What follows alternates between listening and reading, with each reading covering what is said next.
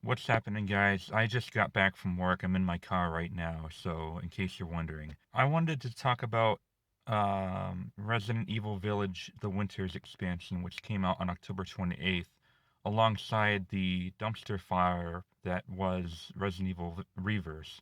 I'm not going to bother talking about that, but I do want to talk about the Winter's expansion. I was going to make a full review of this, but I decided to just make a little mini review of me talking about it for a couple of reasons that I'll talk about later. But what this expansion comes with is it comes with a new DLC campaign called Shadows of Rose, where you play as Ethan's daughter, all grown up, and she goes back to the place that Ethan was in Village to try to like get rid of her powers. I think they call it shit. It's a fancy word, melanocyte or whatever. I just call it mold. um, that she has because she wants to be normal. She wants to fit in. She wants to have friends that she can be like. I didn't really buy it one bit. Like, who wouldn't want to have fucking supernatural powers? Like, come on, man. Like, the power to like heal yourself with goop juice and like being able to like reattach limbs and stuff and like have like freezing abilities and shit. Like, who doesn't want that? Come on. But anyway, yeah, she goes back. There are mainly two areas that the game is in. It's basically the castle, Lady Dimitrescu's castle, and the creepy dollhouse. And that's mostly it. It's the same two locations as two of the locations in the main game. One big gameplay difference alongside, the survival horror, the shooting and the zombies and the crafting and stuff. There's no merchant. I kind of know why, but I don't really buy it. But the Duke is a villain in this. He's not the main villain, but he's a villain. And so there's no merchant. There's no weapon upgrades, but you can still craft items and stuff. But what Rose has is she has this freezing thing, this freezing ability that can be used to open up closed off areas and stuff. And she can also use it to freeze zombies in place. So she can either kill them easily or simply run past them and dodge them. And that's basically it. Shadows of Rose, though, in my opinion, is disappointing. I've already covered the first reason. The locations are recycled. There's no new locations. There is, okay, the dollhouse is creepy, right? And once again, it is by far the creepiest thing about this game is the dollhouse.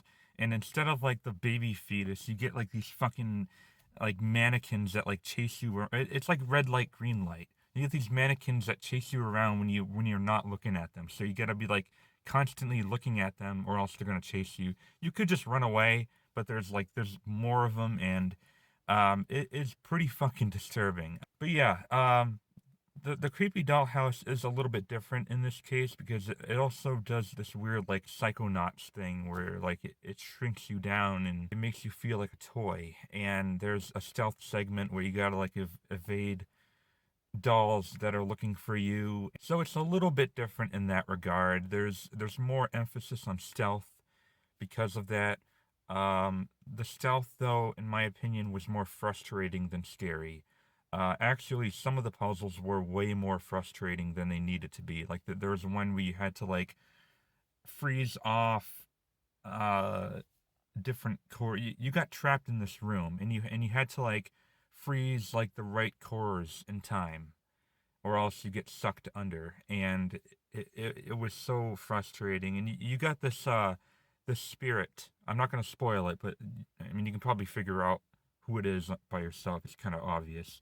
But you have the spirit who's like giving you hints on what to do and like on like which one to shoot, but he's not being like really specific. So like the hints sometimes don't feel helpful. So I died quite a couple of times on that crap, and I hated it. So yeah, it had a couple really creepy ass moments, but it also had a few really frustrating segments. that really didn't make it fun. And so yeah, the first half, I would say the first half is of Shadows of Rose is really good, and then the second half is just crap. Because they also rehashed the ending. Like the ending is completely the same. Unless I'm forgetting something, but like based on what I remember, it's pretty much a copy paste ending of like it's the same fucking ending. So because of that, it kind of makes the DLC pointless, in my opinion. Like first she wants to get rid of her powers, and then near the end, oh, you know what? I think I'm gonna use these powers for good, and like, and it's the same ending, and I'm just like, what? What? This video almost turned into a rant because of how disappointed I was with Shadows of Rose in particular. It's around 3 to 4 hours long. I think I beat it in like 3 hours and 29 minutes, not including the times I got killed quite a few times. So I would probably say it's going to take you around 4 hours on standard difficulty.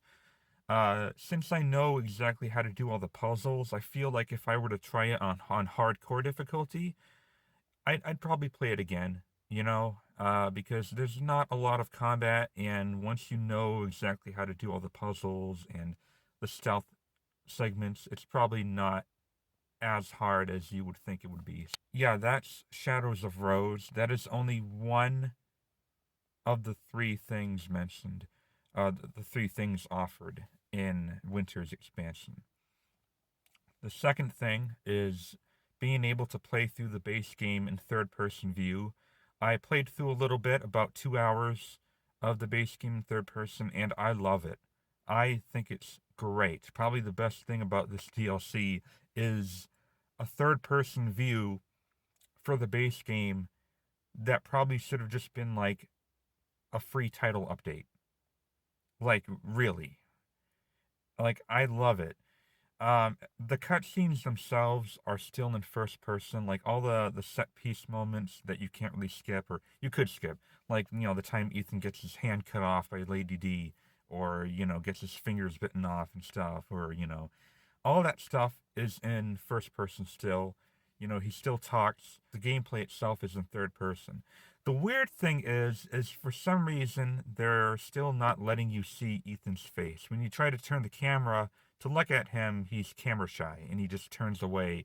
He turns in whichever direction the camera is looking. So I don't know. There's even a cutscene like at the end where like you show his like his face is like obscured by an arm.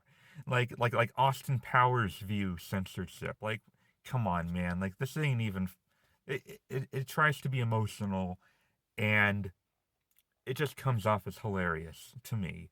Like, what is the big deal?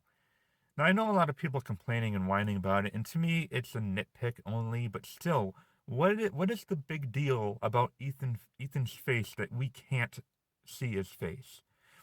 A lot of us have already seen his face. There are data files that show what he looks like.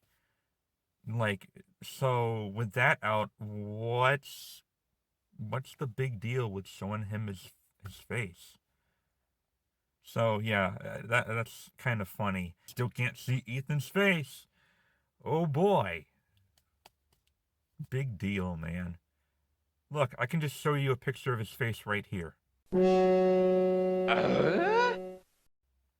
There. Take that, Capcom. No, can't see his face. And lastly is the Mercenaries mode. They added more things to the Mercenaries. Now here is where I decided not to make a full review. When I first reviewed this game, I admittedly kind of rushed my review.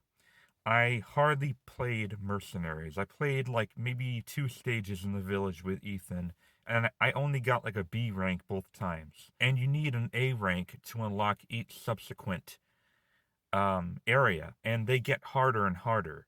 So the farthest I made it past the castle. I did A rank with Chris. I actually went back to the village and I was able to get an S rank with Ethan, surprisingly. But with the factory, so far, I've only been able to get a B rank with Chris. Chris is a new character. He's one of 3 new characters of Mercenaries. He's the only one that is unlockable at the start. So, I'm stuck at the factory with Chris. That's all I've unlocked so far. You can unlock Heisenberg, the secondary antagonist, by A ranking all of them, including the 2 new stages. Or you can unlock Lady Dimitrescu, which I really want to play as, but I can't because I have to S rank a stage I haven't even unlocked. So yeah, I couldn't make a full review of this because I'm not good enough at Mercenaries, apparently, to enjoy that added stuff. I suppose I could just keep playing Mercenaries over and over again and practice where the enemies spawn so I can chain up my attacks because that's pretty much all you get graded in Mercenaries.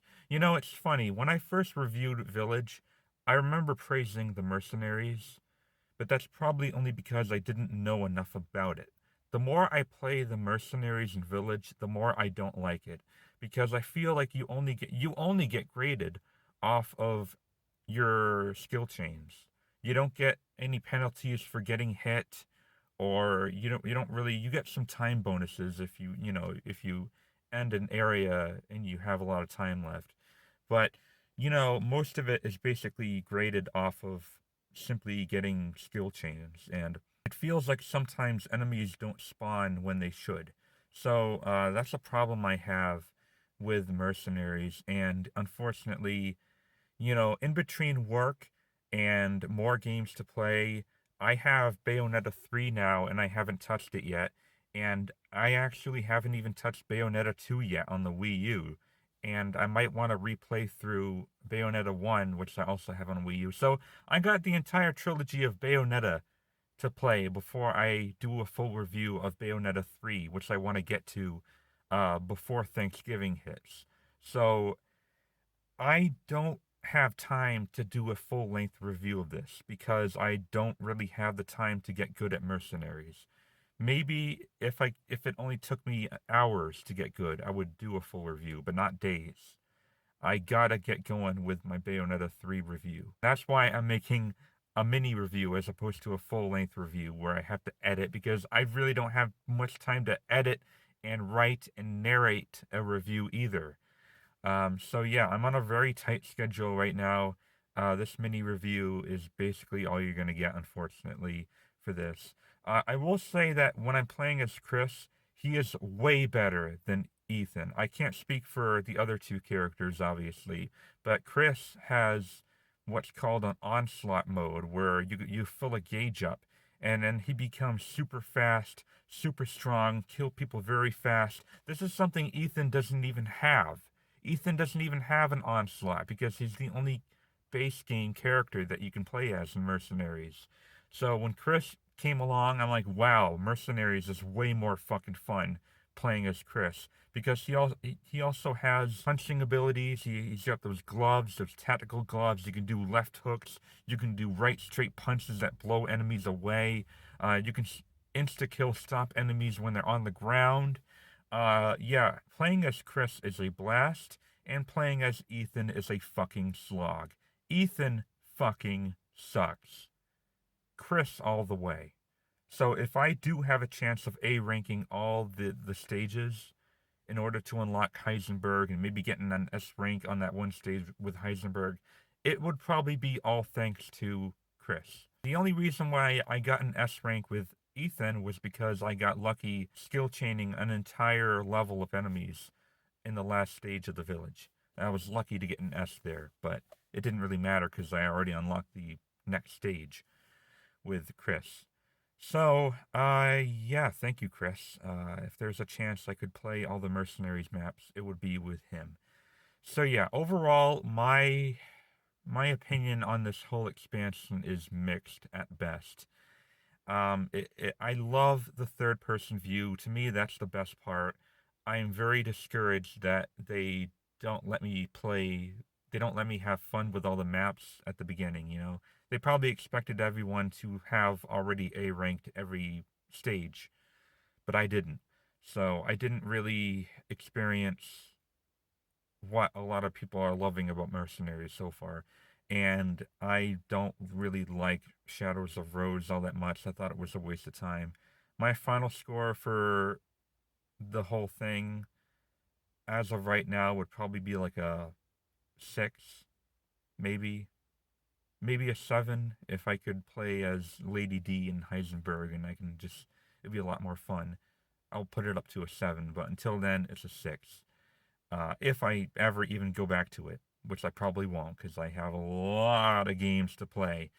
I feel like it probably shouldn't have been an expansion. They probably should have priced all these individually. Like if you wanted to play Shadows of Rose, price that at $10. If you wanted the extra mercenary stuff, $5. If you wanted the third person view of, Ethan's story, $5 or maybe free, or like have $10 for the mercenaries, $10 for Shadows of Rose, and just have the third person mode for the story be free, like a free title update, you kind of like increase the game's longevity without having to like pay extra money. So yeah, that's my personal thoughts on it. Anyway, guys, yeah, that's gonna do it. Stay tuned. It's gonna take a couple of weeks because I'm playing more than one game. I'm playing 3 games, but I will try to make a Bayonetta 3 review and piss off Helena Taylor because I really want to. Because, yeah.